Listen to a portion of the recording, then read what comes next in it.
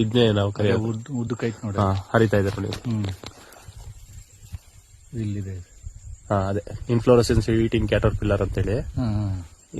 ಇದೆ ಹಿಂಗಾರನ ಅಷ್ಟು ತಿನ್ನಾಕ್ಬಿಡಂತಿದೆ. ಹೌದು, ಇದಕ್ಕೆ ನಾವು ಇನ್ಸೆಕ್ಟಿಸೈಡ್ ಕೊಡೋದು ನಿಮಗೆ ಸ್ಪ್ರೇ ಮಾಡಕ್ಕೆ. ಅವಳೆಲ್ಲ ಸತ್ತೋಗ್ಬಿಡುತ್ತೆ. ಇದೆಲ್ಲ ಸಾಯತ್ತೆ. ನೀವು ಫಂಗಿಸೈಡ್ ಸ್ಪ್ರೇ ಮಾಡಿದ್ರೆ ಇದನ್ನ ಅವಾಯ್ಡ್ ಮಾಡಕ್ ಆಗಲ್ಲ. ಇದಕ್ಕೆಲ್ಲ ಇನ್ಸೆಕ್ಟಿಸೈಡೇ ಬೇಕು. ಫಂಗಿಸೈಡ್ ಸ್ಪ್ರೇ ಮಾಡೋದು ನಿಮಗೆ ಅದು ಡೈಬ್ಯಾಕ್ ಅಂತೇಳಿ, ಈ ತುದಿ ಒಣಗತ್ತಲ್ಲ, ಹಿಂಗಾರ ಒಣಗತ್ತಲ್ಲ, ಅದಕ್ಕೆ ನಾವು ಇದು ಫಂಗಿಸೈಡ್ ಸ್ಪ್ರೇ ಮಾಡ್ತೀವಿ.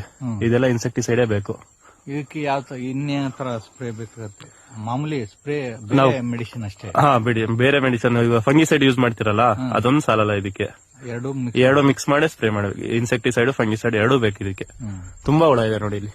ಇಲ್ಲಿ ಕಾಣತ್ತೆ ನಿಮಗೆ ಮೇಲ್ಗಡೆ, ಈ ಕಡೆ ಒಳಗಡೆನೂ ಇದೆ ನೋಡಿ ಇಲ್ಲಿ. ಇದಷ್ಟು ಹುಳ. ಇದೇ ತರ ಬಲೆ ಹೆಣಿಯತ್ತೆ ಒಳಗಡೆ. ಬಲೆ ಎಂಡಿ ಇಲ್ಲಿ ಇದೆ ನೋಡಿ. ಈ ಹಿಂಗಾರದಲ್ಲಿ ಇದೆಯಲ್ಲ, ಈ ತರ ಆಗತ್ತೆ. ವೇಸ್ಟ್ ಆಗ್ಬಿಡುತ್ತೆ. ಹೌದು, ಇಲ್ಲೂ ಇದೆ ನೋಡಿ ಸೇಮ್. ಇದನ್ನ ನೋಡಿ,